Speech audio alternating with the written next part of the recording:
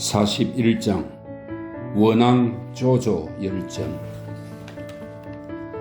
제후가 교만하면 우환이 생긴다. 원앙은 초나라 사람으로 자는 사이다. 그의 아버지는 옛날에 떼도독 노릇을 하다가 안능으로 옮겨와 살았다.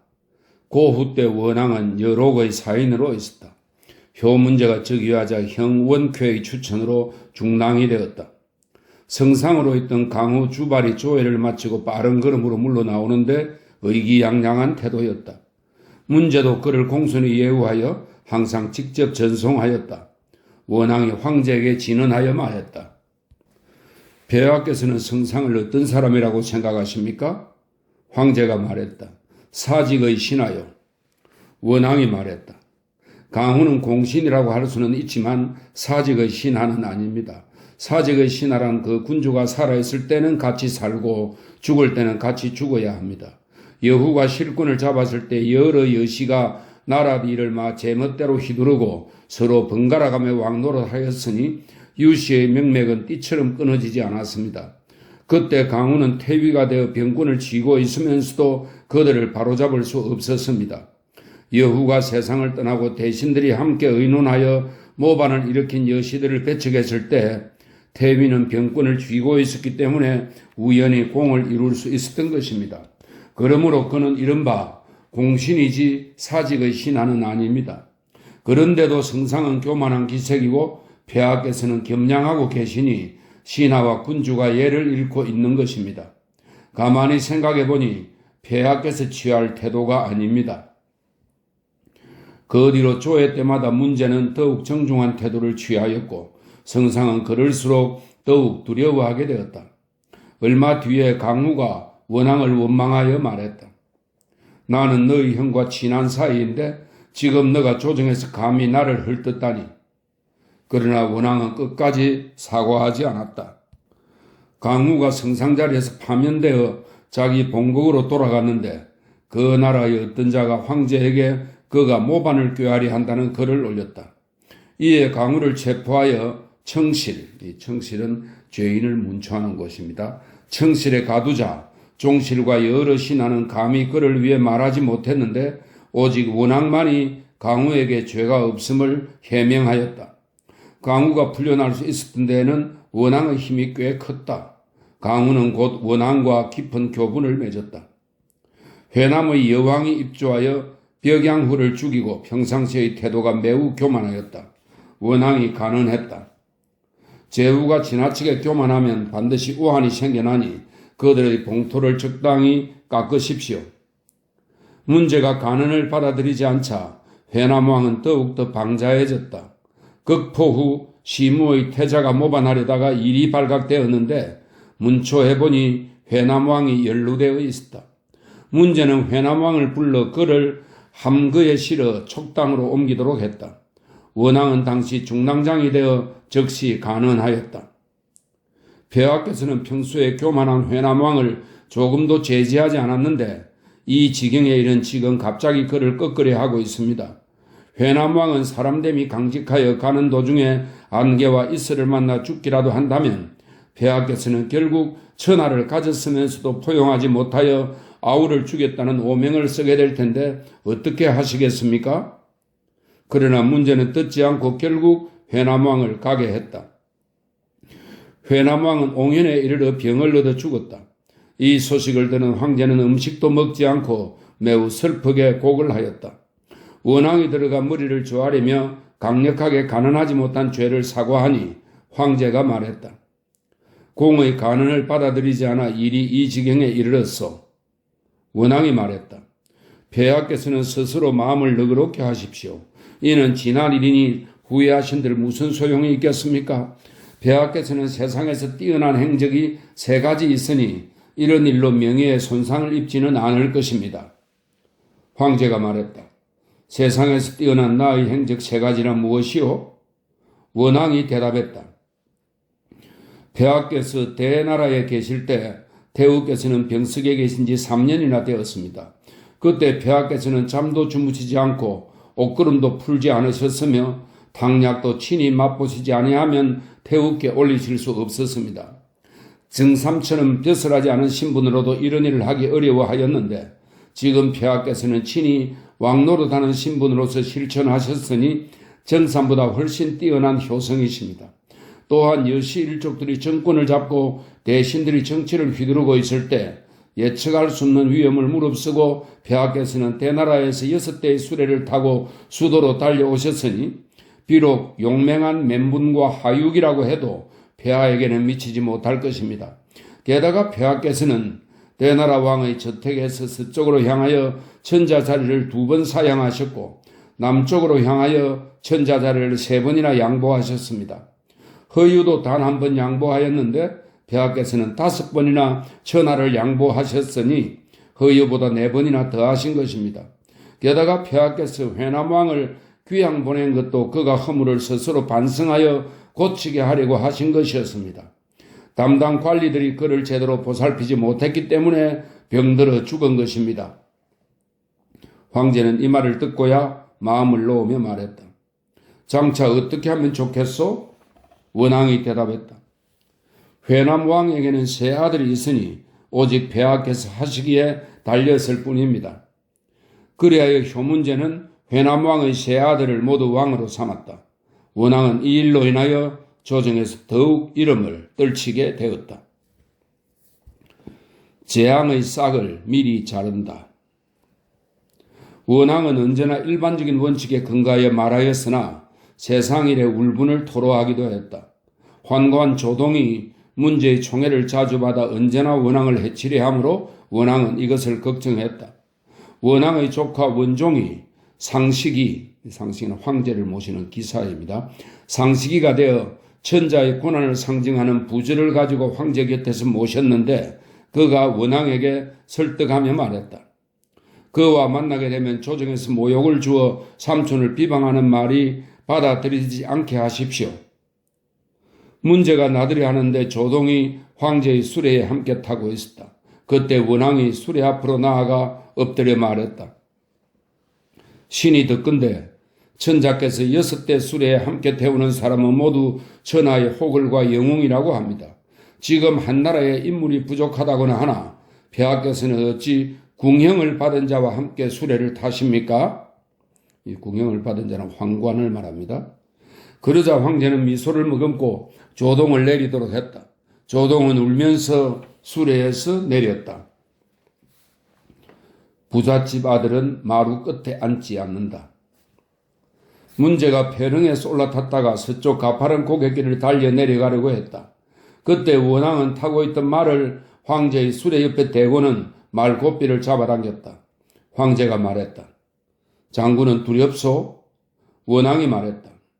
신이 듣건대 청금을 가진 부잣집 아들은 마루 끝에 앉지 않고 백금을 가진 아들은 난간에 기대어 서지 않으며 성스러운 군주는 위험을 무릅쓰면서까지 요행을 바라지 않는다고 합니다. 지금 폐하께서는 6마리의 말이 끄는 마차를 달려 가파른 고갯길을 내려가시려고 하는데 만일 말이 놀라 수레가 부서지기라도 한다면 폐하께서는 자신을 가볍게 여긴 것이라 치더라도 종묘와 태우께 무슨 낯으로 대하시겠습니까? 그래서 황제는 생각을 거두었다. 높고 낮음의 질서가 있어야 화목하다. 문제가 상림원으로 행차했을 때 두 황후와 신부인도 따라갔다. 이 2 사람은 궁궐에 항상 같은 줄에 자리를 하고 앉았다. 낭스장의 자리를 같이 마련하자 원왕은 신부인의 자리를 당겨 아래로 내렸다. 신부인은 화가 나서 앉으려 하지 않았고 황제도 노여워서 일어나 궁궐로 들어가 버렸다. 원왕은 이 틈에 앞으로 나아가 설득하여 말했다. 신이 듣건대 높고 낮음에 질서가 정해지면 위아래가 화목하다고 합니다. 지금 폐하께서는 황후를 세우셨으니 신부인은 겨우 첩이거늘 첩과 처가 어찌 같은 자리에 앉을 수 있겠습니까? 이러한 것이 높고 낮음의 질서를 잃는 근원이 됩니다. 만일 폐하께서 신부인을 총애하신다면 많은 상을 내리십시오. 지금 폐하께서 신부인을 위해 하는 행동은 도리어 화를 부르는 까닭이 됩니다. 폐하께서는 어찌 사람 돼지의 일을 보지 못하셨는지요? 이에 황제가 기뻐하며 신부인을 불러 이 말을 들려주자 신부인은 원왕에게 황금 50건을 내렸다. 세상 사람들의 입에 재갈을 물리면 재앙이 닥친다. 그러나 원왕은 자주 직관하였으므로 궁궐 안에 오래 머물지 못하고 농서군의 도위로 옮겨졌다. 그는 사조를 인자하게 아꼈으므로 사졸이 모두 그를 위하여 죽음을 다툴 정도였다. 나중에 그는 제나라의 재상이 되었고 다시 오나라의 재상으로 옮겨갔다. 그가 하직 인사를 하고 오나라로 떠나려 할 때 조카 원종이 원왕에게 이렇게 말했다. 오나라 왕은 교만에 빠진 지 오래되었고 그 나라에는 간사한 사람이 많습니다. 지금 만일 그들의 죄를 탄핵하고 다스리고자 한다면 그들은 글을 올려 삼촌을 고발하지 않으면 날카로운 칼로 삼촌을 찌르려 할 것입니다. 남방은 땅이 낮고 습기가 많으니 삼촌께서는 날마다 술이나 마시면서 아무 일도 하지 마십시오. 때때로 왕에게 모반을 꾀하지 마십시오 라고만 하십시오.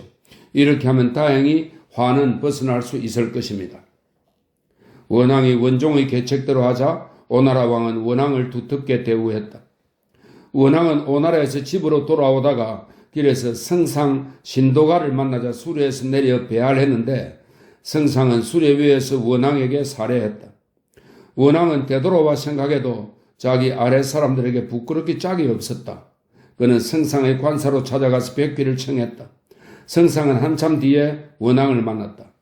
원왕은 무릎을 굽히고 말했다. 사람들을 물리쳐 주시기를 청합니다.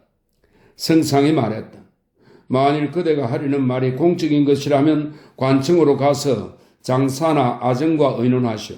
그러면 내가 황상께 글을 올려보겠소. 그러나 만일 사사로운 이야기라면 나는 듣지 않겠소. 원왕은 무릎을 굽히고 말했다.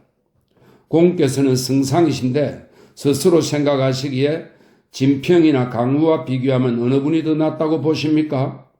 성상이 말했다. 내가 그들보다 못하겠지요? 원왕이 말했다.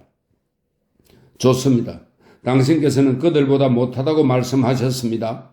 진평과 강우는 고조를 도와 천하를 평정하도록 했고 장수와 성상이 되어 여씨 일족을 멸하여 유씨의 한 나라를 보존시켰습니다. 그러나 당신께서는 목재 관리인이요 국노수였으나 한 부대를 통솔하는 자리로 옮겼었으니 공적을 세워 회양군의 군수가 되셨을 뿐 어떤 기발한 계책을 내어 성을 공격하고 들판에서 싸워 공적을 세운 것은 아닙니다. 한편 폐하께서는 대나라에서 오신 이래로 조회를 할 때마다 난관이 상소를 올리면 용년은 황제나 황후가 타는 수레를 말입니다. 수레를 말합니다. 용년을 멈추고 받지 않은 적이 없습니다. 그리고 그 의견 중에서 쓸모없는 것은 내버려 두고 쓸만한 것은 받아들이면서 훌륭하다고 칭찬하지 않은 적이 없습니다. 무엇 때문이겠습니까? 천하의 어진 선비를 불러들일 수 있기 때문입니다. 그렇게 하여 폐하께서는 날마다 듣지 못했던 것을 들으시고 몰랐던 사실도 분명하게 알게 되어 날이 갈수록 성스럽고 지혜로워졌습니다. 그런데 당신께서는 지금 스스로 세상 사람들의 입에 재갈을 물림으로써 날로 더욱더 어리석어지고 계십니다. 성스러운 군주가 어리석은 성상을 문책하시니 당신이 화를 받을 날이 멀지 않았습니다. 성상이 이 말을 듣고 원왕에게 2번이나 절하고 말했다. 나는 미천한 시골 사람이라 아는 것이 없었는데 장군께서 요행히 가르쳐 주셨소. 그러고는 원왕을 데리고 들어가 자리를 함께하고 상객으로 예우했다. 망설이다가 당한다. 원왕은 평소 조조를 탐탁하게 여기지 않았다. 그래서 조조가 머물고 있는 자리에서는 원왕이 일어나 나갔고 원왕이 앉아있으면 조조도 자리를 떴으므로 이 두 사람은 한자리에서 말을 나눈 적이 없었다. 효문제가 죽고 효경제가 즉위하자 조조는 의사대부가 되었다. 그는 관리에게 원왕이 오나라 왕으로부터 뇌물을 받은 죄를 조사하게 하여 벌을 주려 하였으나 황제는 조서를 내려 원왕의 죄를 용서하고 평민이 되게 했다. 오나라와 초나라가 모반했다는 소문이 있자 조조는 의사대부의 보좌관인 성과 사해에게 말했다.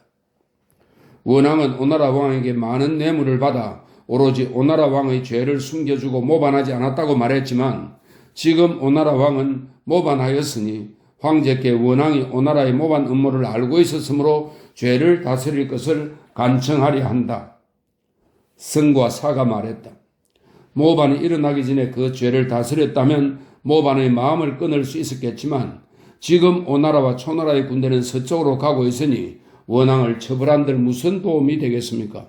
또한 원왕이 음모를 꾸몄다는 것은 가당치 않습니다. 조조는 망설이며 결단을 내리지 못했다. 어떤 사람이 원왕에게 이러한 사실을 알려주었다. 원왕은 두려워 밤을 틈타 두영을 만나 오나라 왕이 모반한 이유를 설명하고는 황제에게 이 일을 직접 말하고 싶다고 하였다. 두영이 내전으로 들어가 황제 앞에서 원왕의 이야기를 하자 황제는 즉시 원왕을 불러들여 만났다. 그때 조조는 황제와 마주하고 있었는데 원왕이 주위의 다른 사람들을 물려달라고 요청하였으므로 조조도 물러갔다. 조조는 몹시 분한 모습이었다. 원왕은 오나라 왕이 모반한 까닭이 조조 때문이라고 자세하게 말했다. 하루빨리 조조의 목을 베어 오나라에 사과하는 뜻을 보인다면 오나라의 반란군은 반드시 물러갈 것입니다. 이에 관한 이야기는 오왕비열전의 오나라 사직에 자세하게 기록해 두었다. 황제는 원왕을 태상으로 삼고 두영을 대장군으로 삼았다. 두 사람은 본래 사이가 좋았다. 오나라가 모반을 일으키자 장안 부근의 각 현에서 벼슬하지 않은 장자들과 장안 안에 있는 재능 있는 대부들이 앞다투어 이 두 사람에게 아부하여 따르는 수레가 하루에도 수백 대나 되었다. 온정을 베풀면 반드시 보답을 받는다. 조조가 목이 베어 죽고 난 뒤 원왕은 태상 신분으로 오나라의 사신으로 갔다. 오나라 왕은 원왕을 장군으로 삼고 싶었지만 받아들이지 않자 그를 죽이려고 도위 한 명에게 군사 500명을 이끌고 군영 안에서 원왕을 포위하고는 감시하도록 했다. 원왕이 오나라 재상으로 있을 때 종사 한 명이 원왕의 시녀와 몰래 사랑을 나누었지만 원왕은 이 사실을 알면서도 말하지 않고 전과 다름없이 대했다. 어떤 사람이 종사에게 말했다. 재상께서는 당신이 시녀와 정을 통한 일을 알고 있어.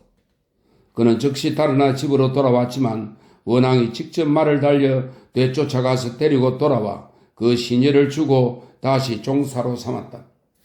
그런데 원왕이 오나라의 사신으로 갔다가 감시를 받게 되었을 때 마침 그 종사가 원왕을 감시하는 교위 사마로 있었다. 그는 자신의 옷가지와 물건을 죄다 팔아서 독한 술 2숨을 샀다.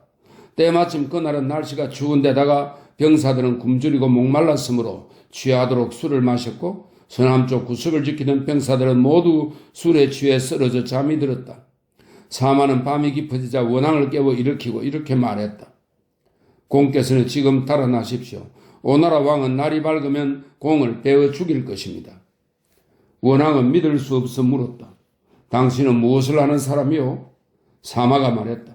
소인은 이전에 공의 종사로 있으면서 공의 시녀를 도둑질한 놈입니다. 원왕은 놀라며 거절하고 말했다. 당신은 다행히 부모님께서 살아계시니 내 일로 인하여 당신에게 누를 끼칠 수 없소. 사마가 말했다. 공께서는 어서 달아나십시오. 저도 달아나 제 부모님을 피신시키면 될 텐데 공께서는 무엇을 걱정하십니까? 그러고는 칼로 장막을 찢어져치고 원왕을 인도해서 취해 잠들어 있는 병사들 틈을 뚫고 곧장 빠져나왔다. 사마는 원왕과 반대 방향으로 달아났다. 원왕이 절모, 사자의 표식입니다. 절모를 풀어 품속에 감추고 그것이 묶여있던 기의 나무를 지팡이로 삼아 7, 8리를 걸어가니 날이 밝았다. 양나라 기병을 만나 말을 얻듯하고 달려 돌아와 보고하였다. 노름꾼도 사귈 만한 가치가 있다.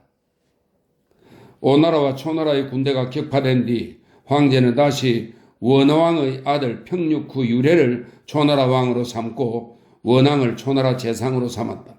원왕은 일찍이 글을 올려 자기 의견을 말한 적이 있었지만 받아들여지지 않았다. 원왕은 병으로 벼슬을 그만두고 집에 들어앉았는데 마을 사람들과 똑같은 모습으로 살아가며 한데 어울려 닭싸움이나 개싸움을 하곤 하였다. 낙양의 극맹이라는 사람이 일찍이 원왕의 집에 들른 적이 있는데 원왕이 그를 잘 접대하였다. 그러자 안능의 어떤 부자가 원왕에게 이렇게 말했다. 저는 극맹이 노름꾼이라고 들었는데 장군께서는 무슨 까닭으로 그런 사람과 사귀십니까? 원앙이 말했다. 극맹은 노름꾼이기는 하나 그 어머니가 죽었을 때 장례에 온 손님의 수레가 1000대도 넘었습니다. 이것은 그 사람이 다른 사람들보다 뛰어난 면이 있기 때문입니다. 그리고 사람에게는 누구에게나 느슨하거나 위급한 경우가 있게 마련입니다. 만일 하루아침에 급한 처지에 놓여 찾아가서 문을 두드릴 때 부모님이 계시다는 핑계로 도와줄 수 없다고 하거나 집에 있으면서도 없다고 마다하지 않고 천하 사람들이 우러러보며 의지할 수 있는 사람은 계심과 극맹뿐입니다. 지금 당신은 언제나 말탄 시종 몇 명을 데리고 다니시지만 위급한 일이 생기면 어찌 의지할 수 있겠습니까? 원앙은 그 부자를 꾸짖고 왕래하지 않았다. 이 이야기를 들은 모든 공경들은 대부분 원앙을 칭송하였다. 자객도 원앙의 덕에 감화된다. 원앙은 집에 있었지만 경제는 때때로 사람을 보내 의견을 묻곤 하였다. 양나라 왕이 후사가 되기를 요구하였을 때 원앙이 진언하여 반대했기 때문에 양나라 왕을 후사로 세운다는 말은 더 이상 나오지 않았다. 양나라 왕은 이 일로 원앙을 원망하여 사람을 시켜 원앙을 찔러 죽이려고 했다. 자객은 관중에 이르러 원앙이 어떤 인물인지 알아보았는데 사람들이 모두 칭찬만 할 뿐 다른 말은 하지 않았다. 그래서 자객은 원앙을 만나 이렇게 말했다. 저는 양나라 왕한테 돈을 받고 공을 찔러 죽이려고 왔습니다만 당신은 장자이니 차마 죽일 수가 없었습니다. 그렇지만 뒤에 당신을 해치려는 자가 10여 명의 무리가 더 있으니 대비하십시오. 이 말을 듣자 원앙은 불안하고 집안에도 괴이한 일이 많이 일어나므로 배생을 찾아가 점을 보았다. 그런데 돌아오다가 안능의 성문 밖에서 그를 뒤쫓던 양나라 왕의 자객이 앞을 가로막더니 원앙을 찔러 죽였다. 종묘사직을 위하다 죽은 조조. 조조는 영천 사람으로 지 땅의 장회 선생으로부터 신불의 상항의 형명학을 배웠으며 낙양의 이 형명학은 엄격한 형법으로 백성을 다스려야 한다는 학문입니다. 낙양의 송맹과 유래와 같은 스승을 모셨다. 그는 문학으로 태상의 장고는 태상의 속관으로 역사를 담당하는 인물입니다. 태상의 장고가 되었다. 조조는 사람됨이 준엄하고 강직하며 냉철했다. 효문제 때는 천하에서 상서를 배운 사람이 없었다. 옛날 진나라의 박사를 지낸 제남의 복생이 상서를 배웠다고 했지만 90살이 넘어 너무 늙었기 때문에 조정으로 불러들일 수가 없었다. 그래서 황제는 태상에게 조서를 내려 복생에게 사람을 보내 그것을 배워오도록 했다. 태상은 조조를 복생의 집으로 보내 상서를 배우게 하였다. 뒤에 조조는 돌아와서 상서의 글을 인용하여 나라의 이로운 것과 해로운 것을 자세히 적어 글을 올렸다. 황제는 조서를 내려 그를 태자의 사인 문대부 가령으로 삼았다. 조조는 뛰어난 말재주로 태자의 총애를 받았으며 태자궁에서는 지혜 주머니로 불렸다. 효문제 때 그는 제후들의 봉투를 줄이는 문제와 개정해야 할 법령에 대해서 수십 번 글을 올렸다. 효문제는 조조의 의견을 받아들이지는 않았지만 그의 재능을 탁월하다고 인정하여 중대부로 승진시켰다. 당시 태자는 조조의 계책에 찬성했지만 원앙 등을 비롯한 대다수의 여러 공신들은 조조를 좋게 생각하지 않았다. 경제가 저기하자 조조를 내사로 삼았다.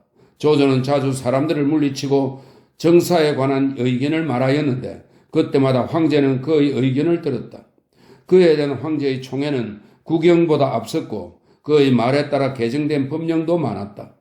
성상 신도가는 마음속으로 탐탁지 않았으나 그에게 상처를 입힐 만한 힘이 없었다. 내사의 관부는 태상왕은 고조의 부친을 말합니다.